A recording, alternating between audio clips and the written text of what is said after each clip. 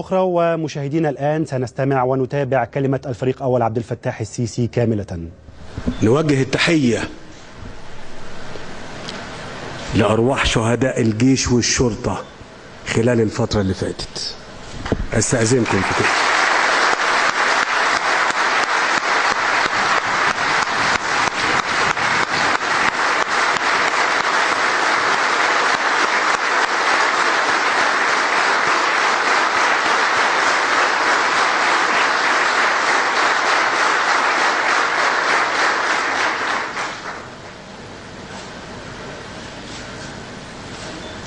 اتفضلوا يا فندم. أنا عايز أقول لكم بوضوح، كنت دايما ببدأ كل كلمة وأقول فيها نحن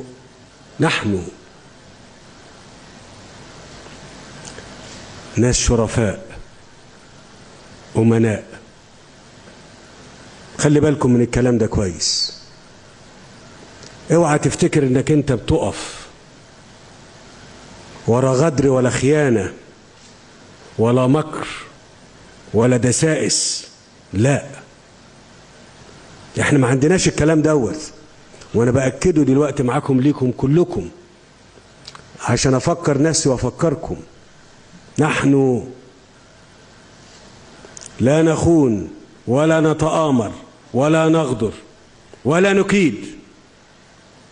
نحن مؤسسة شريفة وطنية اتعاملت بمنتهى الاحترام والتقدير والشرف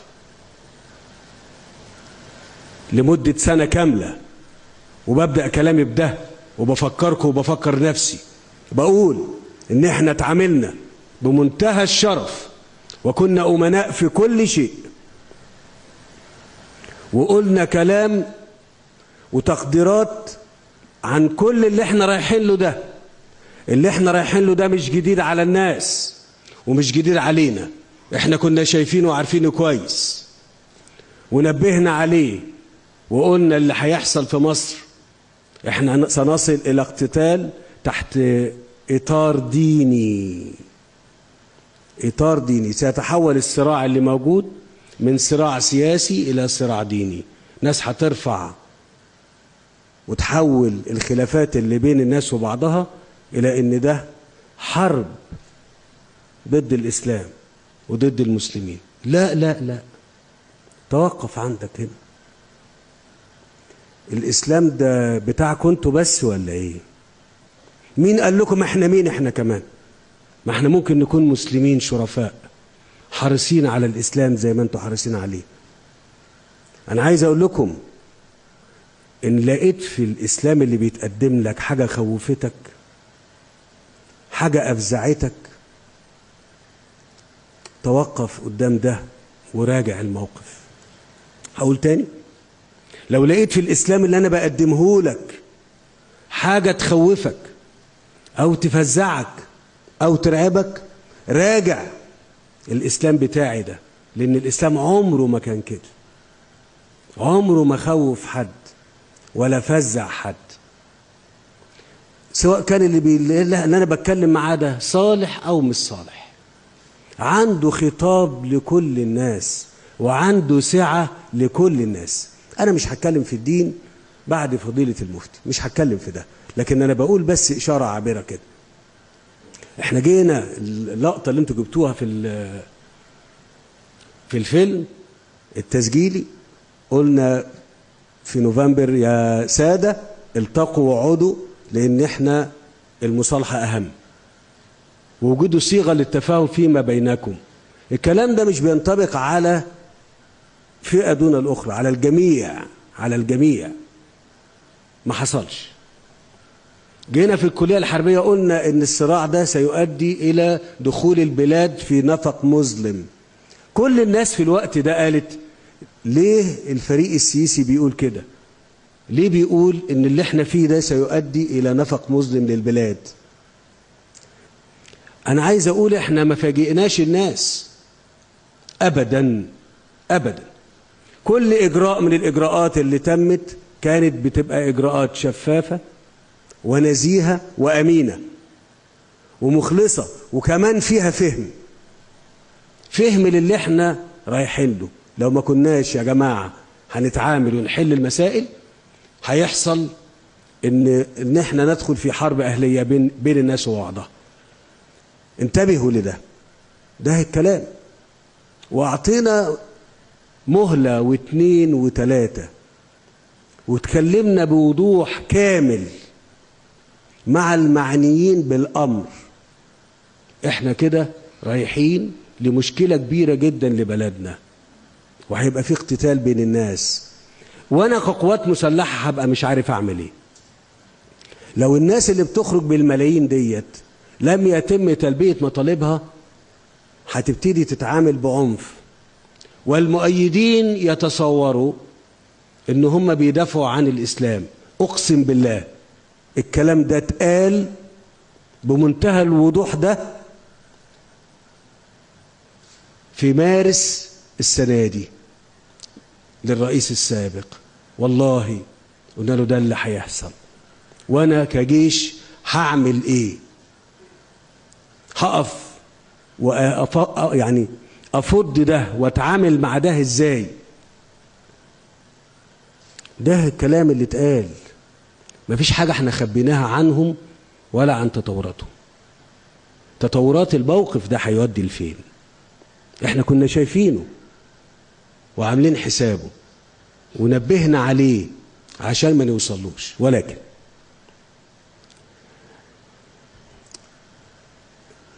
الممارسة الديمقراطية لأي دولة زي مصر في البداية بتاعتها بتبقى هشة ضعيفة، عقبال ما الناس تعرف تشتغل بده وتتحرك وتحكم نفسها وتدير أمورها بشكل ديمقراطي بياخد سنين. اللي أنا شفته بصراحة إن الناس خدت النظام السابق، خد الديمقراطية سلم يصعد بيه إلى السلطة. طب زق السلم وقعه، إيه رأيكم؟ لا، ده خد السلم معاه فوق، خد السلم معاه فوق. يعني ما حد مش اقسم بالله تاني، انا اتقال لي احنا جايين نحكم 500 سنه. احنا جينا عشان نحكم 500 سنه. طب ازاي انت هتحكم اذا رضي الناس بحكمك؟ انت هتحكم طالما الناس راضيين عن ادائك. انت هتحكم طالما الناس قابلينك. لكن انت هتحكم وتقهر اراده الناس؟ ده ربنا سبحانه وتعالى، خلي بالكم من الكلام ده كويس، ادى للناس حرية اختيار عبادته من عدم عبادته. عارفين يعني ايه؟ يعني خيرهم بين ان هم يؤمنوا بيه او لا يؤمنوا بيه، ويوم القيامة يقفوا كل واحد يدافع عن اختياره. اخترت كده ليه؟ يرد يقول وانت عايز تحكمني ومتصور انك انت معك الحق والحقيقة، الحق المبين مع حضرتك، واحنا كلنا بقى مش كويسين، وانتم هتعلمونا الدين والصلاح، ولازم تستحملوا ده وتقبلوه، غير كده لا مش هنسيبكم. لا لا لا لا لا. الشعب المصري إرادته حرة، إرادته حرة، يختار من يشاء يحكمه، ونحن أمناء على هذه الإرادة. الجيش والشرطة دلوقتي أمين على إرادة الناس في اختيار حكامها. صحيح.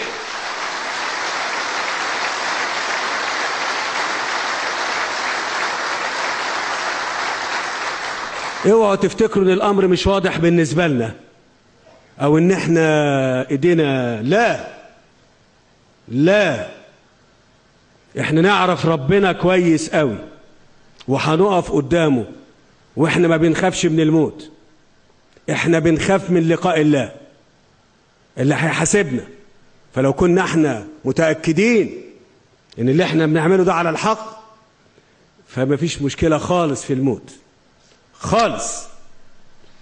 الموت ده جاي فين وازاي ده بتاع ربنا سبحانه وتعالى. لكن إرادة الناس اللي ربنا سبحانه وتعالى خيرهم، حد يستطيع ان هو الإرادة ديت يسلبهم إياها وإحنا موجودين؟ ده الكلام اللي أنا قلته. لا، نروح نموت أحسن، نموت أحسن.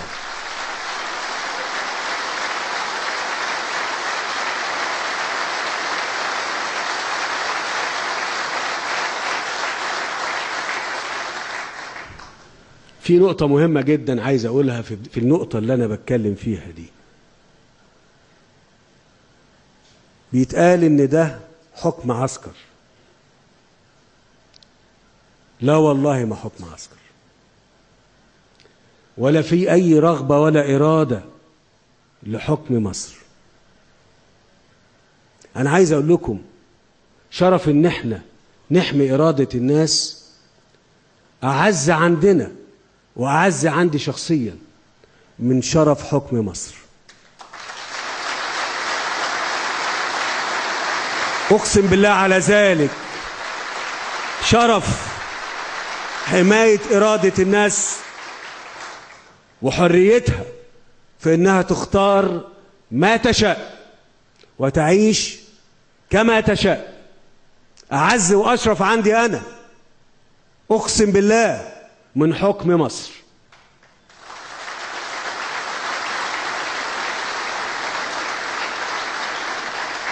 خلي بالكم كويس قوي، احنا ما لناش طمع في حاجة خالص غير ان احنا نشوف بلادنا قد الدنيا، نشوف بلادنا قد الدنيا، بس مش اكتر من كده. انا بقول الكلمة بتاعت حكم العسكر ديت لان في ناس متصورة ان اللي احنا عملناه، بعض الناس تقول ان ده اتعمل عشان الجيش يحكم مصر تاني. لا لا، احنا لما عملنا البيان بتاع خريطة الطريق، البيان كان واضح. في رئيس مؤقت ومعاه مجموعة من المستشارين بيقودوا الدولة، ورئيس وزارة ومعاه مجموعة من الوزراء بيقودوا مجلس الوزراء، وانا عضو في الحكومة ديت. لا أزيد عن ذلك، لا أزيد عن ذلك ولا أرغب في أكثر من ذلك. هي كده، مش حكم عسكر. لا، انتبهوا للكلام اللي أنا بقوله كويس. أنا بقول الكلام ده عشان زمايلي اللي موجودين من الجيش والشرطة واللي هيسمعوني يكونوا فاهمين كويس احنا فين. لا، احنا كل اللي عملناه ببساطة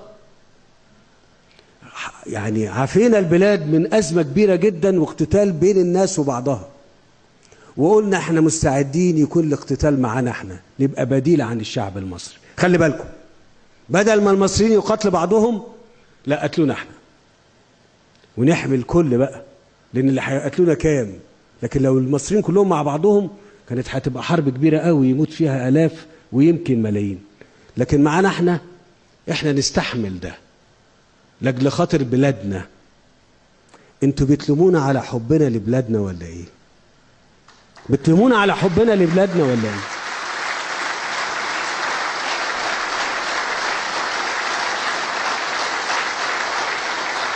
بقى احنا نبقى موجودين على وش الدنيا يا رجال. أني رجولة دي اللي أنا ممكن أتقبلها ولا مروءة إن ناس تبقى قاعدة مفزوعة في بيوتها وخايفة وإحنا موجودين على وش الدنيا؟ نقول لربنا إيه يوم القيامة وإحنا المسؤولين عن الأمن؟ ألا يروع الناس ولا يفزعوا. دي المهمة اللي إحنا هنسأل بيها، والتكليف اللي ربنا هيسألنا عليه يوم القيامة. عملتوا إيه في مهمتكم في تأمين الناس وإرادة الناس؟ أنا بتكلم في الموضوع ده كتير عشان ندرك حجم اللي احنا عملناه ليه؟ احنا ما عملناهوش رغبة في سلطة ولا في سلطان، ولا حتى رغبة في إقصاء حد. احنا قلنا ان إرادة المصريين في اختيارهم احنا هنحترمها وسلمنا السلطة بجد للي المصريين اختاروه. لكن المصريين في أقل من سنة قال لك لا كفاية كده، قال لك المصريين قالوا كفاية كده، وخرجت الناس بالملايين. وخلي بالكم بقى، احنا في 26/7 في كلية، في 24/7 اللي هي طلبنا فيها من الناس انها تنزل عشان تدينا تفويض لمكافحة والتصدي لعنف وإرهاب محتمل. قلنا يوم 24 الساعة 2 وجهت رسالتي إلى كل المصريين وقلت لهم من فضلكم عايزين تفويض في التصدي لعنف وإرهاب محتمل. نزلت الناس بالملايين صحيح. الهدف من ده كان إيه؟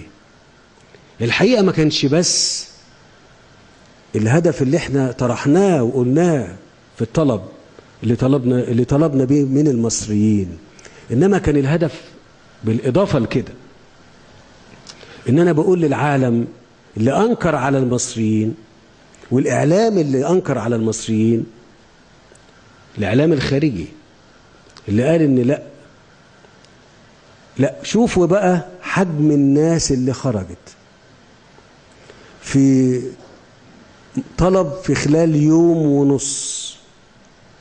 ده بيعكس ايه؟ يعبر عن ايه؟ يا ترى العدد ده كله كان ممكن ينزل الا اذا كان في اراده حقيقيه ومطلب حقيقي للتغيير وتأييد التغيير اللي حصل ولا لا؟ ادي واحد.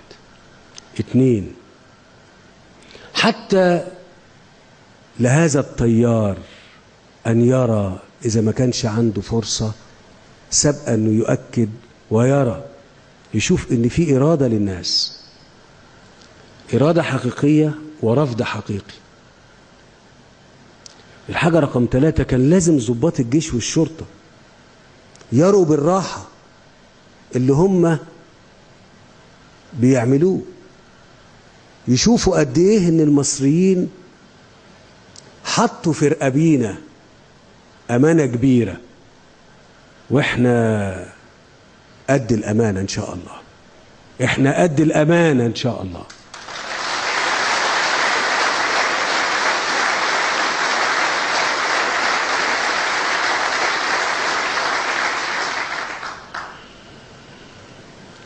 ونزلت الناس يوم 26 عشان تقول لنا أنتم الآن لديكم تفويض من شعب مصر بحماية مصر من الإرهاب والعنف المحتمل. طيب، كانت الناس متصورة أن تاني يوم أو تالت يوم هنقوم نتعامل مع الاعتصامات اللي موجودة في النهضة وفي رابعة. احنا ادينا فرصة كبيرة جدا للقاسي والداني لكل من طلب ان هو يتدخل لإنهاء الأزمة بشكل سلمي كامل. وكنا لما بنقعد معاهم نقول لهم خلي بالكم، حد يقول لي، والسؤال مطروح حتى الآن، يا ترى المطلوب من الآخرين مش مننا هو الانخراط في عملية سياسية ولا المواجهة؟ إن جاوبتني على السؤال ده الباقي كله هيبقى يسير. هل هم مستعدين يخشوا مع إخوانهم المصريين ويخشوا في انتخابات عملية ديمقراطية حقيقية خلال الفترة القادمة زي خريطة اللي احنا قلناها، ولا هم عايزين المواجهة؟ ده السؤال اللي كنت بطرحه على كل المسؤولين اللي جم مصر، وقال لهم ده احنا الهدف الاستراتيجي بتاعهم ايه؟ الهدف الاستراتيجي بتاعهم ايه؟ الهدف الاستراتيجي بتاعهم ايه؟ تدمير البلاد ولا المشاركة في البناء؟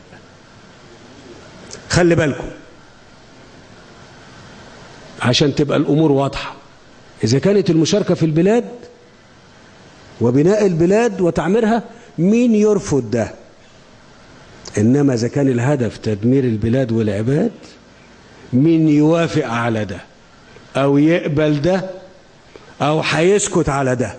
لا تدمير البلاد ولا العباد أمر احنا هنسكت عليه. أنا ما بهددش حد،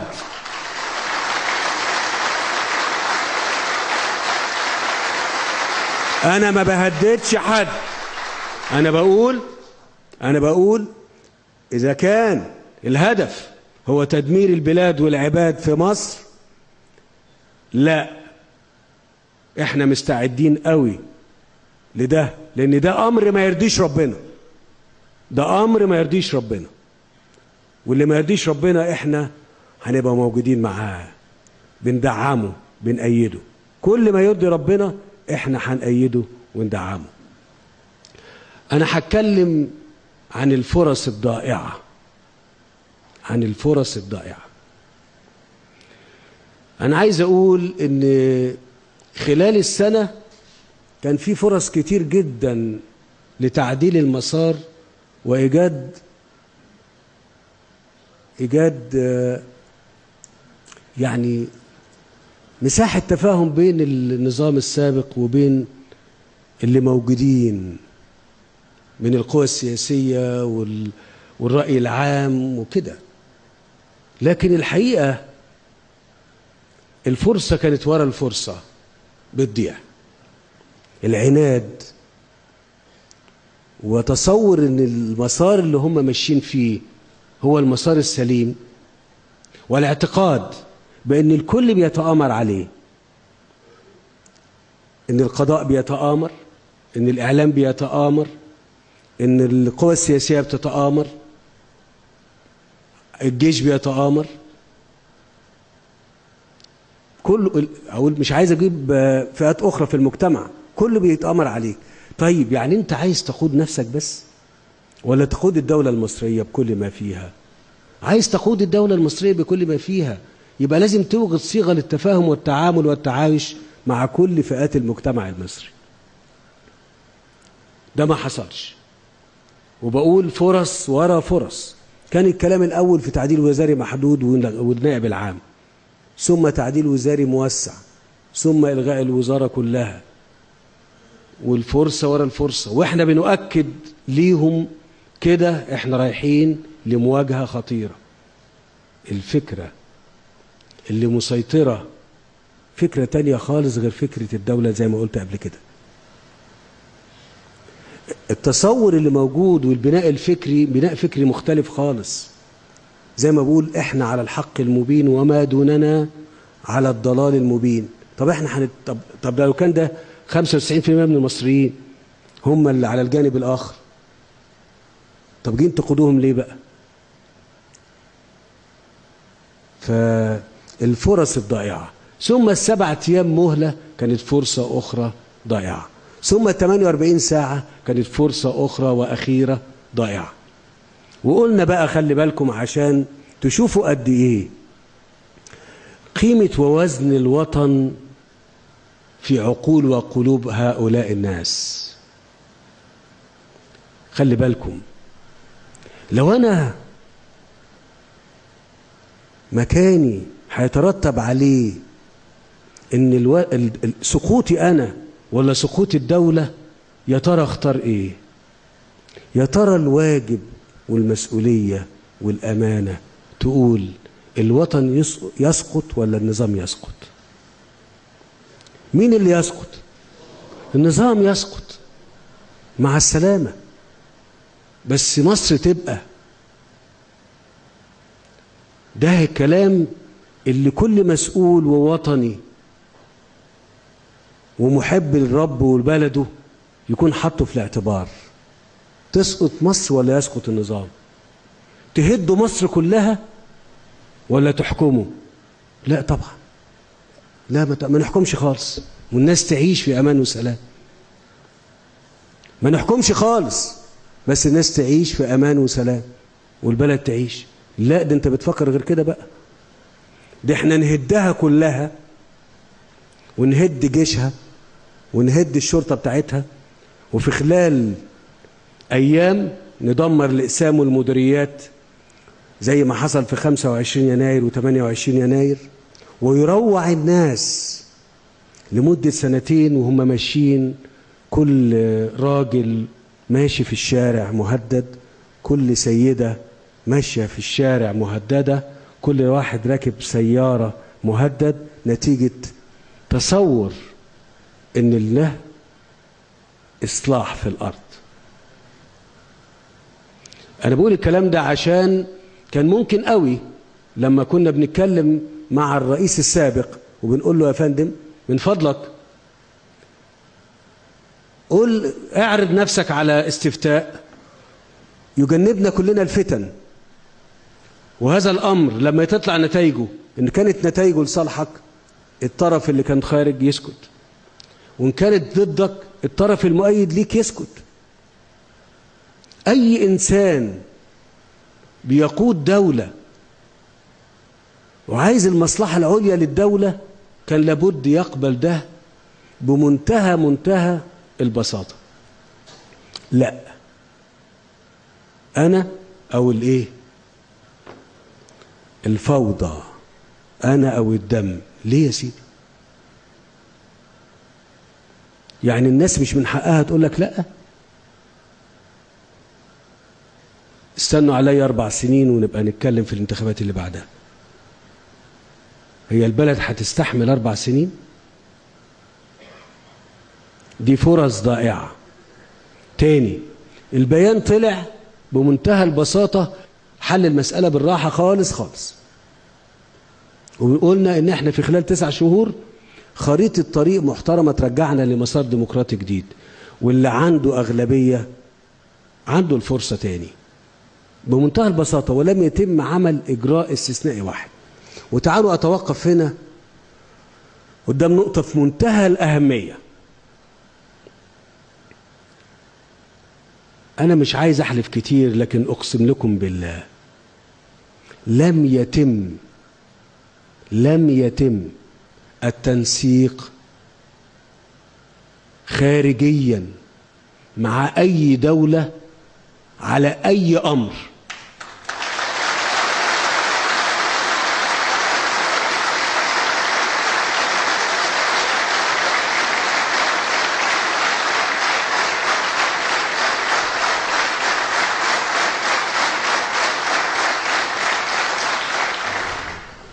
انتوا عارفين لما بقول لكم احنا ناس شرفاء، انتوا فاكرين بقولها كده واحنا كلام اجوف ولا ايه؟ لم ننسق ولم نتعاون مع اي حد، وما استأذناش اي حد في حماية بلدنا خالص.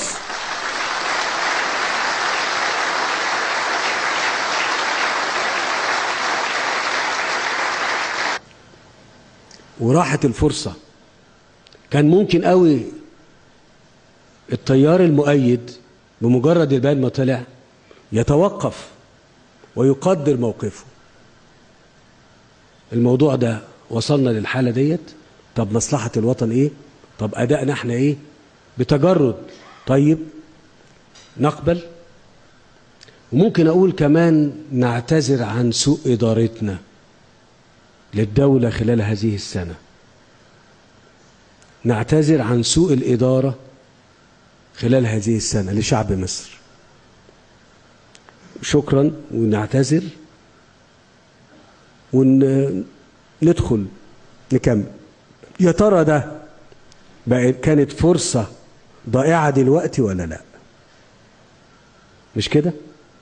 لأنها كانت بمنتهى البساطة هتجنبنا ما فات على الأقل، تجنبنا ما فات على الأقل، لكن أيضا فرصة ضائعة.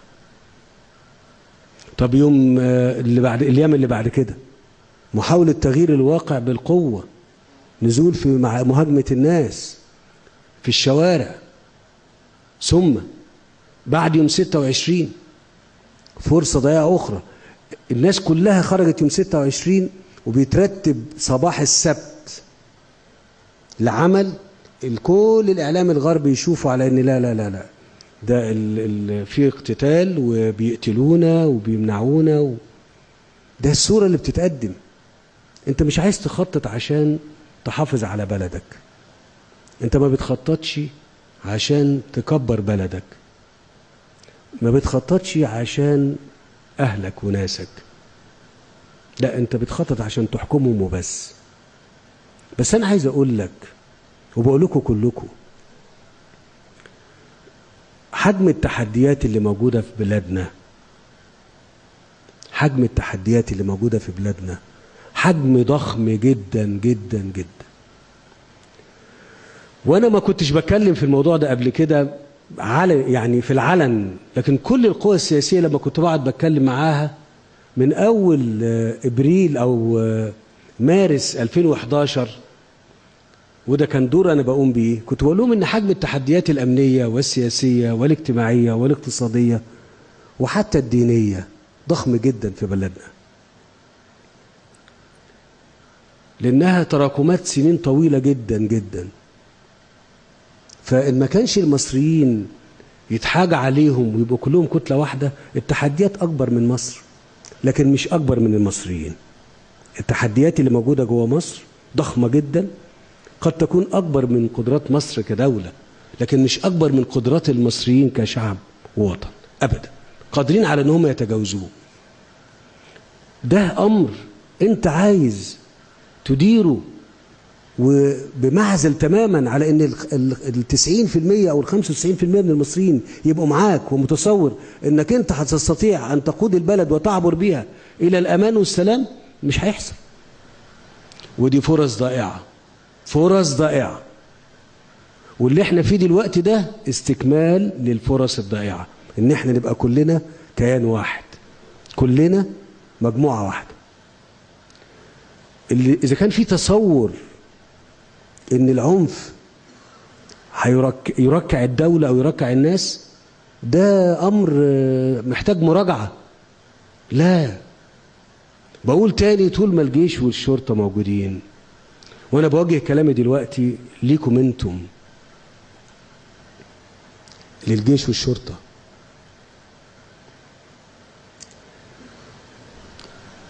مصر أمانة في رقبتنا كلنا، فاحفظوا الأمانة.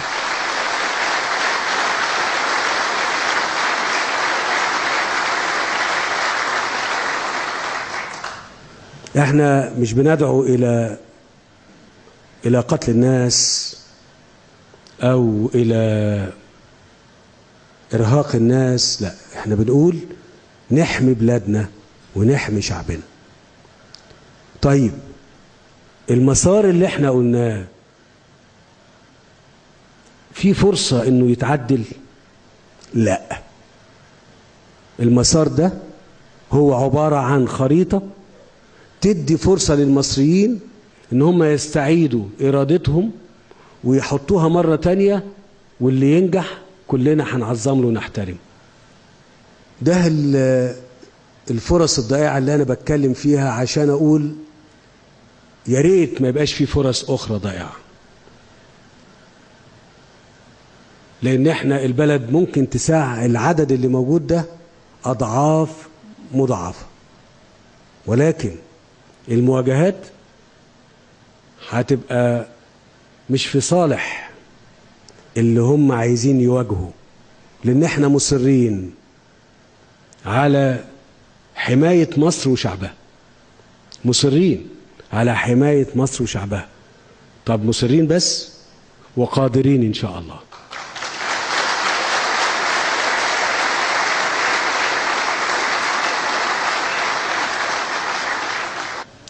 عايز اقول لشعب مصر، انت خرجت وكلفتنا بان احنا وامرتنا بان احنا نوفر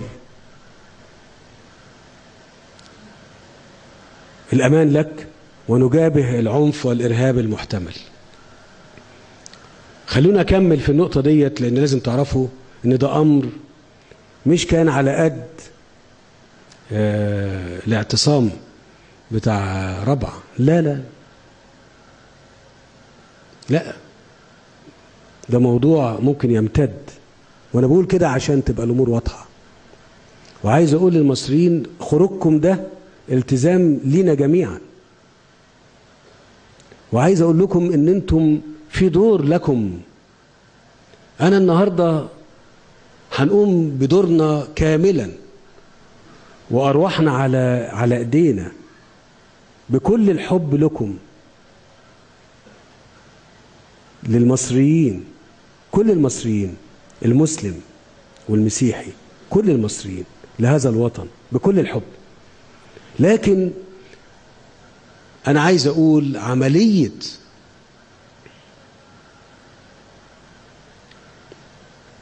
إحنا بنبقى قاعدين في بيوت ولنا جيران، أرجو إن دوركم مع جيرانكم من هذا الفصيل أو من هذا التيار إن يكون دور إيجابي، دور راشد، دور ناصح. قل له من فضلك خليك في بيتك دلوقتي، بلاش تخرج، خلينا نبني بلدنا ونكملها، بلاش نساهم في عنف ودم تاني. لو احنا المصريين على مستوى الدولة قاموا بالدور ده، هيبقى دور، رغم في ناس كتير متصورة انه بسيط، لكن هيبقى دور كبير جدا جدا في حماية مصر معانا. وافتكروا في تفتيش حرب الفرقة التاسعة لما قلنا ان الوقوف عشرات الساعات في انتظار في طوابير الانتخابات افضل كتير من اي حاجة تانية. الكلام ده كان بيتقال مش بس ده للمؤيدين وللمعارضين. بدل ما تبقى انت متصور انك انت تقعد 40 يوم في رابعة، لا، انت هتقف 10 ساعات بس، واكد رأيك بالورقة بتاعتك بالبساطة دي. ففي دور للمصريين، دور كمان للمصريين. اوعوا تخافوا ولا تفزعوا، اوعوا تخافوا ولا تفزعوا، اهدى. محدش ابدا يخوف اهلنا ولا يفزعهم ابدا. من فضلكم كمان لازم جهدنا في العمل يتضاعف، وما نديش فرصة لحد في العمل من هذا التيار ان يعرقله. خلونا نشوف شغلنا، خلونا نبني بلدنا، خلونا نكمل طريقنا. ده اللي احنا عايزين نعمله. يبقى في دور للمصريين، كل المصريين. جيرانك من هذا التيار قول له لو سمحت بلاش كده. لو عملنا ده هنبقى ساهمنا كتير قوي قوي في ان احنا نحقن دماء ونحقن مصابين، ونبقى كمان ساهمنا في ان الفتنة دي يتم اطفائها تماما. ده امر مش كتير، وده ايجابي، امر ايجابي من المصريين. دي الجزئية التانية النهاردة في العمل، من فضلكم ما تسمحوش ان حد يعرقل عملكم، لان ده هدم اخر للدولة. لازم كلنا ننزل نشوف شغلنا، واللي موجود منهم لا، من فضلك يا تشتغل معانا يا تسكت، لكن ما حدش ابدا يعرقل ابدا العمل. دي بلدنا كلنا، دي بلدنا كلنا. انا عايز اقول في دور كبير. الازهر هو المرجعية الدينية في مصر، ولن يتم مجابهة الارهاب والتطرف الا من خلال ان الازهر ده يبقى على دماغنا كلنا. الازهر على دماغنا كلنا.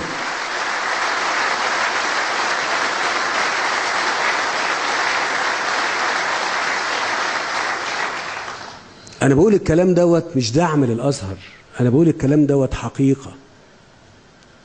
لازم الأزهر كمؤسسة دينية والكنيسة كمؤسسة دينية يبقى ليهم الغلبة في العلم الديني. احنا في الجيش بالمناسبة عشان تبقى احنا عاملين الخطبة بتاعت الجمعة جبنا نخبة من كبار علماء الأزهر وقلنا ال 52 أسبوع بتوع السنة الخطاب اللي يتقال فيهم السادة النخبة الفاضلة تجهز هذه الخطب وتوزع وتقرأ في مساجد القوات المسلحة. طب ليه؟ احنا مش بناخدهم في اتجاه معين، لا ما فيش عندنا كده، لكن احنا قلنا ان مش ممكن ابدا ان اعز حاجة عندنا وهي العقيدة تعطى لأي حد يتكلم فيها. ده النقطة اللي أنا بقصدها لما بقول إن المؤسسات الدينية الأزهر والكنيسة يجب إن هم يبقى لهم الكلمة العليا في موضوعات الدين وتثقيف وتجهيز وتأهيل الناس دينيا، حتى ما يبقاش فيه اللي احنا رايحين له وشايفينه معانا ده دلوقتي. المصريين بطبيعتهم شعب طيب جدا ومتسامح، بس هو لا ينسى من أساء إليه، ولا ينسى من مد الإيد إليه. واسمحوا لي في اللحظة اللي أنا بتكلم فيها ديت أطلب منكم جميعا إن احنا نقدم كل الشكر والتقدير لكل من مد يده لنا، الأشقاء في المملكة العربية السعودية.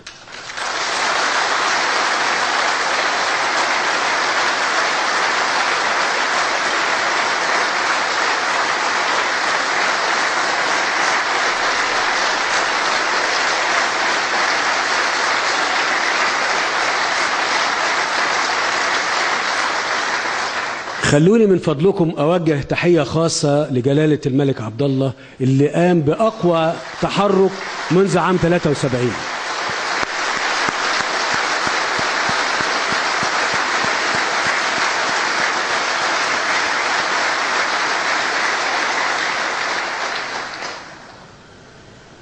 أنا بقول كل دولة لوحدها عشان نحييها لوحدها، لأن بصراحة الموقف العربي سواء كان من السعودية أو دولة الإمارات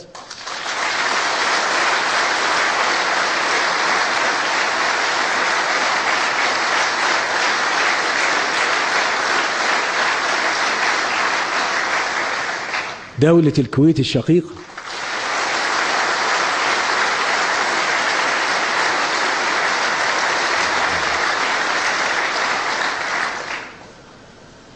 دولة الأردن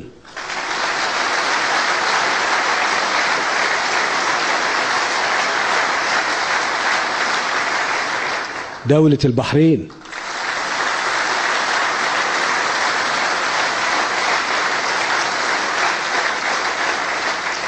كل الشكر والتقدير لمن ساهم ومد يد العون إلى مصر، ولن تنسى لكم مصر ذلك، لن تنسى لكم مصر ذلك.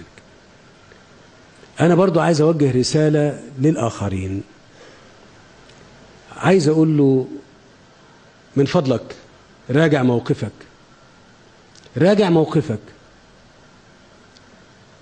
وإذا كنت صحيح بتتكلم عن الحرية والديمقراطية والشرعية، فالشرعية في إيد شعب مصر يمنحها لمن يشاء ويسحبها ممن يشاء.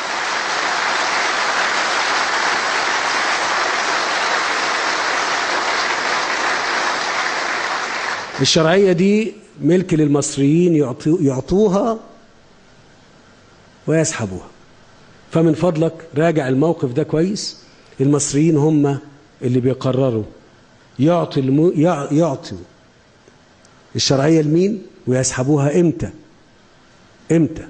ولازم نحترم شعب مصر مش حد تاني، لازم نحترم شعب مصر وإرادته. من فضلكم راجعوا مواقفكم تجاه مش تجاه شعب مصر، مش تجاه حد تاني. أنا ما اتكلمتش على الإجراءات الأمنية اللي عملتها اللي اتعملت خلال الأيام اللي فاتت، لأن طبعا أجهزة الإعلام بتلقي الضوء عليها كتير.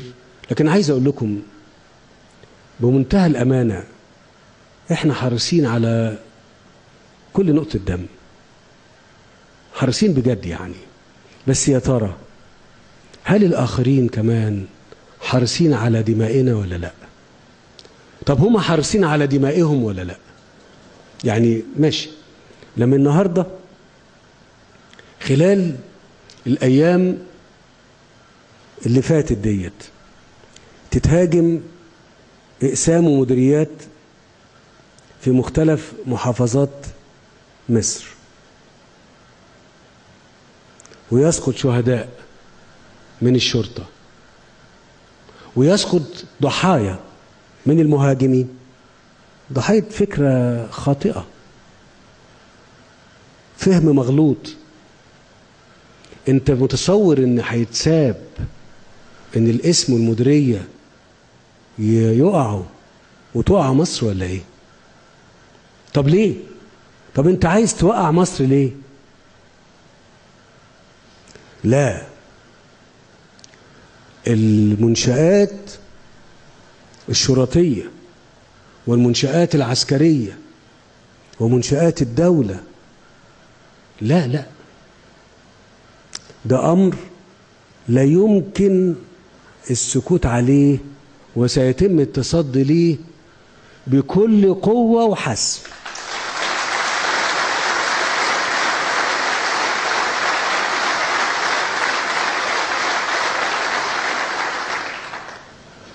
احنا اتعاملنا مع المواضيع خلال الشهور اللي فاتت كلها بالكامل في سيناء، وتحملنا كثيرا جدا من الشهداء والمصابين والمعدات، وما كانش في أي داعي أن يتم مهاجمة لا الشرطة ولا الجيش طوال ال30 شهر اللي فاتوا. مفيش أي سبب أبدا. الناس لا بتعتدي، الناس موجودة لتأمين هذه الأرض الغالية من أرض مصر، وما بتعملش أي حاجة، واتعاملت مع الأمور بمنتهى ضبط النفس والصبر، عشان إن الأمور ما تخرجش عن السيطرة. بقول تاني، بمنتهى ضبط النفس والسيطرة على كل تصرف ورد فعل مننا. بقول رد فعل مش فعل، عشان ما يسقطش ضحايا، حتى لو كانوا الضحايا دي فاهمة غلط وبترفع السلاح. هذا الأمر لن يستمر. هذا الأمر، عملية ضبط النفس والاستمرار في تلقي الضربات لن يستمر، لأنه في الآخر سيؤدي إلى مخاطر شديدة على أمن مصر. بصراحة كده، لا المديرية ولا الاسم ولا المحافظة ولا أي منشأة من منشآت الدولة الاقتصادية ولا حتى ممتلكات الناس، هذا الأمر لن يستمر، وسنتصدى له مرة تانية اهو بكل قوة وحسم. الأمر واضح، الأمر واضح خلاص. اللي بيهاجم ده بيهاجم عايز يهد مصر. لو ما دفعتش انت بتساهم في هدم مصر. يا ترى احنا هنهد بلدنا؟ ردوا عليا، صحيح هنهد بلدنا؟ لا، بمنتهى القوة واليقظة والحذر والعلم في مواجهة العنف اللي احنا هنشوفه. ايوه، نكون جاهزين له ومستعدين له كويس قوي، ولا نسمح بيه. واحنا الشعب والجيش والشرطة ايد واحدة.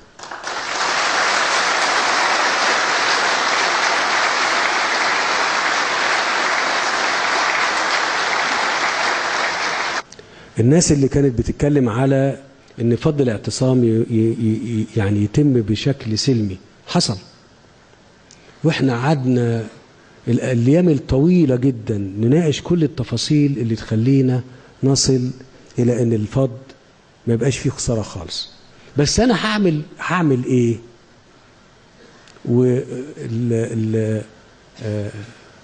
زمايلنا في الشرطه هيعملوا ايه؟ وهو داخل يفض اعتصام يجد ناس موجوده تعتلي المباني وتطلق النيران، يعمل ايه؟ يجد ناس مستخبيه وسط الناس وبتطلق النيران.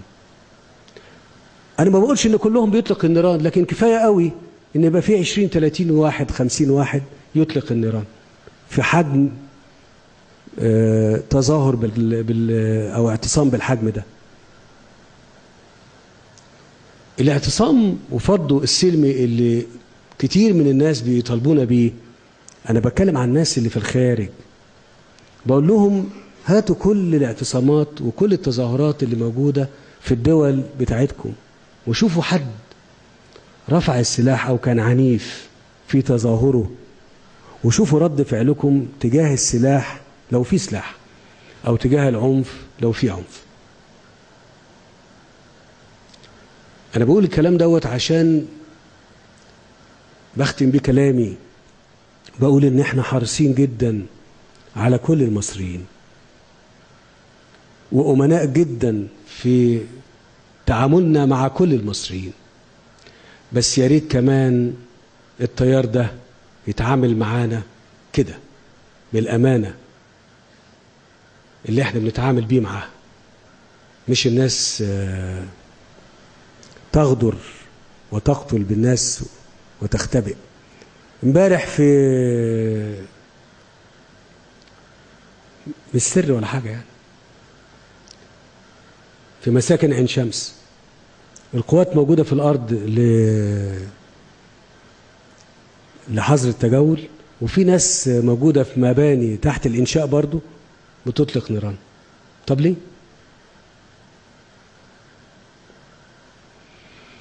كل الكلام ده احنا ان شاء الله جاهزين لمواجهته كويس قوي. وبقول في الآخر خالص، آخر كلام بقوله، أيدينا ممدودة بكل الخير لكل المصريين إذا أرادوا الخير، وإذا أرادوا غير ذلك فإحنا ملناش خيار تاني غير مجابهة ده بكل القوة وبكل العنف. ليه؟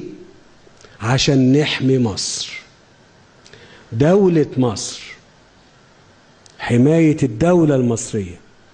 آخر كلمة بقولها، حماية الدولة المصرية في أعناق الجيش والشرطة والشعب المصري.